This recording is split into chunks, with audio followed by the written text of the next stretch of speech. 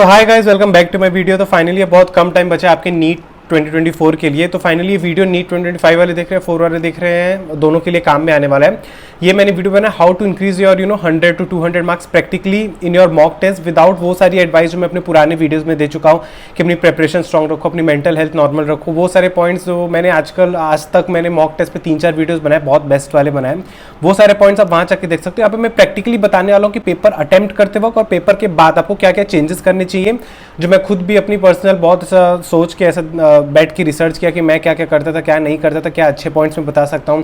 मैंने अपने बैचमेट्स, अपने जूनियर्स के साथ डिस्कस किया, उसके साथ में कुछ पॉइंट्स के साथ आया जो आई होप आपको बहुत अच्छा लगने वाला है। So let's start our video. In case you are new to my channel, this is Om Mishra, currently pursuing my MBBS from GMC Vadodara under the MS university and I have cleared my NEET 21 with an overall score of 639 marks. सबसे पहले मैंने divide कर दिया है कि आप 200 marks कैसे बढ़ा सकते हो, उसको मैंने 2 पार्ट में डिवाइड किया था। एक तो सबसे पहले पेपर देते वक्त आपको क्या चीज़ों को आप ध्यान में रखना चाहिए और कैसे पेपर देना चाहिए, और दूसरा पेपर देने के बाद आपके क्या क्या स्टेप्स होने चाहिए। सबसे पहले हम बात कर लेते हैं पेपर देते वक्त आपके अंदर क्या क्या होना चाहिए। तो सबसे इजी और सबसे कॉमन मैं आपको बताना चाहता हूँ, always be clear with your intention. सबसे पहले आप कोई भी काम कर रहे हो ना, तो काम करने का इंटेंशन आपको मालूम होना चाहिए। 90% नीट एस्पिरेंट मॉक टेस्ट इसलिए देते कि बस हमारे अच्छे मार्क्स आए, वो 600 या 650 जो भी आपका ड्रीम स्कोर आपका नीट में आना चाहिए वो आपका अभी मॉक टेस्ट में है, ताकि आप अपने टीचर्स, अपने पेरेंट्स या अपने पीयर्स को दिखा सको कि आपकी प्रिपरेशन कितनी अच्छी है, आप कितना ज़्यादा केपेबल हो लाने के लिए, या आप खुद को भी खुद के ईगो को भी बूस्ट करने के लिए मॉक टेस्ट में लाते हैं। वो सबसे रॉन्ग इंटेंशन है। आपको मॉक टेस्ट इसलिए देना ताकि आपको वो गलतियाँ आज के दिन मालूम पड़ जाए शायद आप नीट में वो 3 घंटे बैठ के करने वाले हो। जस्ट इमेजिन आप वो नीट के दिन 4 MCQ कोई 4 अलग अलग रीजन कैसे गलत करके आ रहे हो, और आज आपने वो चारों रीजन इस पेपर में कर लिया, आपने उस चीज़ को एनालाइज किया, आपने उस चीज़ को सीख लिया, वो चारों MCQ अगर नीट में है तब से गलत नहीं होंगे। ये इंटेंशन आपको समझना जरूरी है कि आपको पहला इंटेंशन आपका होना चाहिए कि मुझे मेरी गलतियां जाननी है, मैं क्या क्या कर सकता हूं, और उन गलतियों को सुधारना भी है। दूसरा इंटेंशन होता है ठीक है अच्छे मार्क्स भी आ जाने चाहिए कि मेरा भी ऐसा थोड़ा ईगो बूस्ट हो, मेरे सारे आजू बाजू वालों को पता चले मेरी प्रिपरेशन कितनी अच्छी है। बट आपका प्राइम फोकस अगर वो हो गया ना, तो आप बहुत ज़्यादा प्रेशर और एंग्जाइटी में आ जाओगे और वो परफॉर्मेंस प्रेशर पे आपके इफेक्ट डालने वाला है। तो first please be clear with your intention. Second, third, fourth, आगे बहुत सारे पॉइंट्स जानने से पहले मैं आपको बता देना चाहता हूँ कि ये सारे पॉइंट्स पे आप तभी वर्क कर पाओगे अगर आपने एक मॉक टेस्ट आप देना चालू कर दियो। अब वो टाइम नहीं कि भैया अभी भी सिलेबस कंप्लीट करना है, just stop with the syllabus और जो सिलेबस उस पर मॉक टेस्ट देना चालू करो, बीच बीच में सिलेबस पूरा करते रहना। अगर आपको कोचिंग में किसी कोचिंग के पार्ट और कोचिंग के टेस्ट या तो कम है, या आपको ऐसा लगता है यार मुझे पर्सनली घर पर बैठ के एक टेस्ट सीरीज देनी चाहिए जिसके मार्क्स सिर्फ मैं जान सकूँ, मैं अपनी गलतियों को घर पर बैठ के वो कर सकूँ, तो आप अलग से एक ऑफलाइन टेस्ट सीरीज ऑर्डर कर सकते हो। जैसे मेरे को बताना, इफ़ यू आर ऐसा यू वांट टेस्ट सीरीज, तो I can recommend you the Oswaal 10 mock test series, जो लिटरली NMC या NTA ने जो लेटेस्ट पैटर्न आपका 6 अक्टूबर को दिया था उस पर पूरे कंप्लीटली NCERT बेस्ड ये आपकी टेस्ट सीरीज है। 10 मॉक टेस्ट है, आपको डिटेल सोल्यूशन और आंसर सबका मिलेगा, अटैच्ड OMR आपको मिलेगी एकदम ऑफलाइन वाली फील की जैसा। एंड उसके साथ साथ सिर्फ सिंपली 10 मॉक टेस्ट नहीं, उसमें सारे निमोनिक्स, माइंड मैप्स भी हैं, जो मैं आपको कहता हूँ कि फॉर्मुला शीट बनाओ या शॉर्ट नोट्स बनाओ, आखिर के 1 महीने में से पूरे चैप्टर्स मत रीड करो। तो ऑलरेडी ये ओसवाल उन्होंने करके दे दिया जो आपको मालूम पड़ ही जाएगा। एंड मुझे बताने की जरूरत नहीं कि ओसवाल कितनी ट्रस्टेड ब्रांड है और उसके टेस्ट सीरीज लिटरली कितने अच्छे होते हैं, सबके सोल्यूशन भी दिए हुए हैं यहाँ पे। तो अगर आपको पर्सनली खुद भी प्रैक्टिस करनी है या आप किसी कोचिंग का टेस्ट का पार्ट नहीं ले रहे हो, तो please order only this 10 mock test paper. अपने कन्वीनियंस के हिसाब से आप दो, 5-6 भी दे दोगे तो भी मोर देन इनफ है, लेकिन हर एक पेपर ऐसा डिजाइन किया गया है कि आपको कुछ ना कुछ नया सीखने को मिलेगा। So if you are interested in buying this test series, then link in the description and in the pin comment, just go and buy this test series. अब आ जाते हैं हम सेकंड पॉइंट पे। सेकंड पॉइंट ऐसा है कि always attempt paper in 3 rounds. 3 round क्या होता है? सबसे पहला राउंड, पहले तो सब्जेक्ट सीक्वेंस डिसाइड कर लो। जैसे मैं हाइपोथेटिकली समझा रहा हूँ कि मैं पहले बायो करता था, फिर केमिस्ट्री करता था, फिर फिजिक्स करता था। तो सबसे पहले मैंने पहला राउंड किया biology, physics, biology, chemistry, physics, और मैंने क्वेश्चन टिक कर दिए जो मेरे को आंसर आते थे।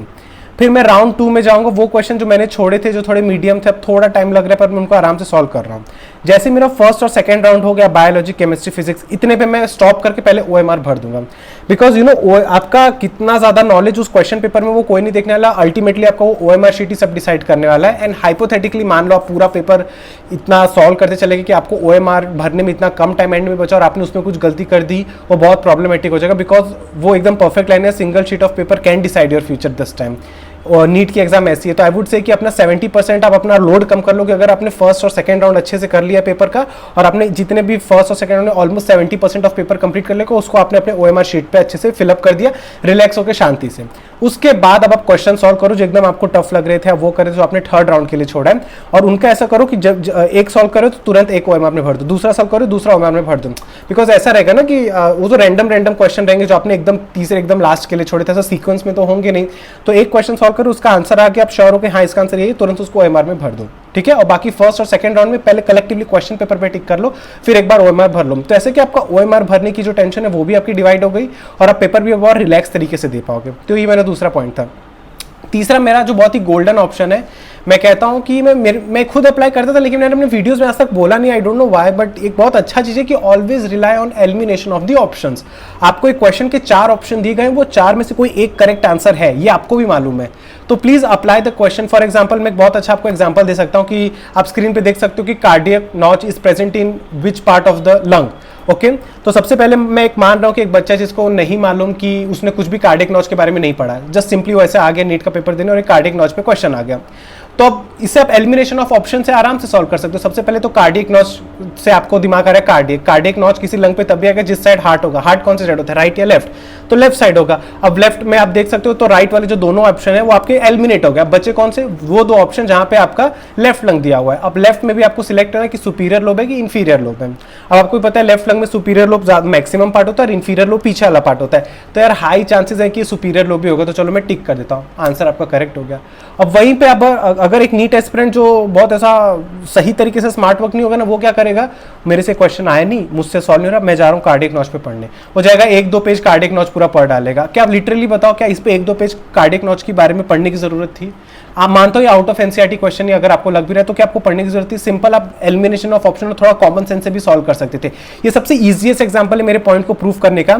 लेकिन हाँ, आप elimination option is the one of the key to score very good marks in any competitive exam. 4 option में से आप गलत को तो आइडेंटिफाई कर लो, उनको निकाल दो, फिर आप रिस्क लो, और ऐसे बच्चे जो रिस्क लेते हैं ना, उनका चांसेस भी होता है कि उनका करेक्ट ही जाएगा। बिकॉज एक तो आपने लिटरली अपनी नॉलेज जो थी उस नॉलेज से आपने फर्स्ट और सेकंड राउंड सॉल्व कर लिया, थर्ड राउंड आपने गलत ऑप्शन को भी निकाल दिया। It's just about the 2 option. तो डेस्टिनी भी ऐसे लोग का साथ देगी जो इस हद तक स्लोली अपने एक पेपर को ऐसे टैकल करने पे लगे हुए हैं। सो ये आप प्लीज अप्लाई करिए, बहुत आपको बेनिफिट देखने को मिलेगा, क्योंकि आप ये 100 चैप्टर में इतने टॉपिक्स होते हैं, आप सबको उस दिन नीट वाले दिन कवर करके जो एकदम डिटेल में जरूरी नहीं होता, आपको एलिमिनेशन ऑफ ऑप्शन पे रिलाई करना ही करना। फोर्थ एडवाइस मेरी पेपर देते वक्त ये है कि आप केमिस्ट्री में तो सबसे बड़ा की आप केमिस्ट्री में स्कोर कर सकते हो अच्छे मार्क्स, अगर केमिस्ट्री में आप सॉल्ट एग्जांपल सिर्फ अच्छे से कर लो, क्योंकि सॉल्ट एग्जांपल है ना, एनसीईआरटी और एनटीए इनडायरेक्टली बता चुका है कि ये टॉपिक्स अगर एमसीक्यू बनाना रहेगा तो हम ऐसा ही बनाएंगे जो आपका सॉल्ट एग्जांपल है। तो लिटरली नीट में चाहे इनऑर्गेनिक हो चाहे ऑर्गेनिक हो, फिजिकल हो, एकदम सॉल्ट एग्जांपल जैसा ही क्वेश्चन, बिना वैल्यू चेंज किया, थोड़ा बहुत वैल्यू चेंज करके वो लोग वही रख देते हैं। तो प्लीज केमिस्ट्री में तो एनसीईआरटी का सॉल्ट एग्जांपल एकदम अच्छे से सॉल्व करके जाओ। फिर मैं कहता हूं कि बायोलॉजी के लिए तो आप मेरे पुराने वीडियोस देख सकते हो, प्लेलिस्ट में मैंने बहुत परफेक्टली बताया कि कैसे बायोलॉजी में आप अच्छे मार्क्स स्कोर कर सकते हो, तो वो सब चीज़ें मैं रिपीट नहीं करना चाहता। बाकी मेरी जो नॉर्मल एडवाइस रहती है कि हमेशा कैलकुलेशन साफ सुथरी छोटे हैंडराइटिंग में कैलकुलेशन करो ताकि आप रीचेक कर सको। अभी घर पे या कोचिंग में एकदम लग्जरियस कंडीशन में पेपर मत दो कि आप AC ऑन करके दे रहे हो, वॉशरूम जा रहे हो, क्योंकि पीक समर में आपका पेपर होगा, उस दिन गर्मी आपको कितनी लगी कि आपके उस क्लासरूम का पंखा चल रहा हो कि नहीं, XYZ मैंने अपने पुराने वीडियो में कहा था, आप देख सकते हो। तो ये तो था कि पेपर देते समय आपको क्या चेंजेस करने चाहिए, 100% काम आएंगे अगर आप इसको यूज़ करोगे। अब मैं बताना चाहता हूँ पेपर देने के बाद आपको क्या करना है। पेपर देने का सबसे पहले मैं क्यों कहता हूँ कि मॉक टेस्ट सबसे ज़्यादा दो, बिकॉज हमें क्या लगता है हमारा सिलेबस कंप्लीट हुआ नहीं है। जब तक हमारा 100% सिलेबस कंप्लीट नहीं हो जाता, हमें हर एक टॉपिक लर्न नहीं हो जाता, हमें हर एक टॉपिक के MCQ नहीं हो जाते, हम मॉक टेस्ट देने नहीं बैठेंगे। वो सबसे गलत चीज़ है। आपको मालूम भी नहीं कि आप वो 100 चैप्टर 100 टॉपिक आप कभी कर ही नहीं सकते हो। क्वेश्चन पेपर और मॉक टेस्ट है ना, वो एक्चुअली वही टॉपिक्स ही आपके सामने लाके रखता है कि यार यही बस नीट वाले इस चैप्टर से यही पूछने वाले, तो बस आप इसी पे प्रिपेयर करो। फॉर एग्जांपल मैं बता रहा हूँ, जो बच्चा रेगुलरली मॉक टेस्ट दे रहा है उसने रोटेशन SOP आज तक कभी सॉल्व नहीं किया, लेकिन जस्ट वो हर बार जो मॉक टेस्ट में रोटेशन SOP के जो क्वेश्चन आ रहे हैं ना, वो टॉपिक को बस सीख के देना चाह रहे हैं ना, उसके नीट में 110% चांस है कि उससे रोटेशन और SOP का क्वेश्चन सॉल्व हो ही जाएगा, कंपेयर टू वो नीट एस्पिरेंट जो पूरा SOP रोटेशन करके किया लेकिन वो मॉक टेस्ट नहीं दे रहा था। माई पॉइंट इज टू से कि मॉक टेस्ट है ना, वो आपको बस वो चैप्टर में से भी वो टॉपिक और वो क्वेश्चन रिफ्लेक्ट करके देगा जो नीट में सबसे ज़्यादा आने के चांसेस हैं, इसलिए मॉक टेस्ट। और कितनी बार तो ऐसा, तो मैं मॉक टेस्ट से अपने कुछ चैप्टर 0 to 100 पूरे प्रिपेयर कर लिया। ये वेव ऑप्टिक मुझे बिल्कुल नहीं आता, आज पहला मॉक टेस्ट दिया, वेव ऑप्टिक से ये क्वेश्चन है, चलो अब इसको थोड़ा देख लेते हो कैसे सॉल्व करते हैं, फॉर्मूला हिंट सब आके, चलो डन। दूसरा बार पेपर दिया तो दूसरे टाइप का क्वेश्चन है वेव ऑप्टिक से, तो अब मैंने ये क्वेश्चन भी एनालिसिस में सीख गया। तो बस वेव ऑप्टिक से तो 4-5 टाइप के क्वेश्चन आ सकते हैं। मैंने 10 मॉक टेस्ट ये 4-5 क्वेश्चन करोगे, अब मुझे पूरा वेव ऑप्टिक्स बैठ के करने की जरूरत नहीं है। ये मेरे कहने का पॉइंट है। तो प्लीज ये भी इसीलिए आप मॉक टेस्ट सबसे ज्यादा दो, क्योंकि आपको मालूम पड़े आपको पढ़ना क्या क्या है। ऐसे हर चीज आप पढ़ के और एकदम डिटेल में करके नहीं जा सकते, मैं एंड तक ही बोलता रहूंगा। दूसरा, कभी भी आप एनालिसिस कर रहे हो, एनालिसिस से जो भी अच्छा फॉर्मूला, कोई भी अच्छा पॉइंट आपको है, इमीडिएटली अपने फॉर्मूला नोट्स या माइंड मैप्स में ऐड कर लो। बहुत ज़्यादा आपको उससे की या हेल्प मिलने वाली होगी कि क्योंकि आपको फिर अलग से एनालिसिस बुक नहीं पढ़नी पड़ेगी, आप वो शॉर्ट नोट और फॉर्मूला शीट में सब ऐड ऑन करके रख चुके होगे। एंड मैं कहना चाहूँगा कि जिन बच्चों की 300 से 400 मार्क्स आ रहे हैं, आप एनालिसिस में मैक्सिमम 2 आवर्स दो, उससे ज़्यादा मत दो। जिनके 450 to 500 मार्क्स आ रहे हैं वो मैक्सिमम 1.5 आवर दें, एंड जिनके 550 प्लस मार्क्स आ रहे हैं मैक्सिमम 1 आवर से ज़्यादा एनालिसिस में मत दें, क्योंकि मुझे थोड़ा टाइम कंज्यूमिंग लग सकता है। अगर आपके ये रेंज के मार्क्स है तो इतना ही आपका होना चाहिए।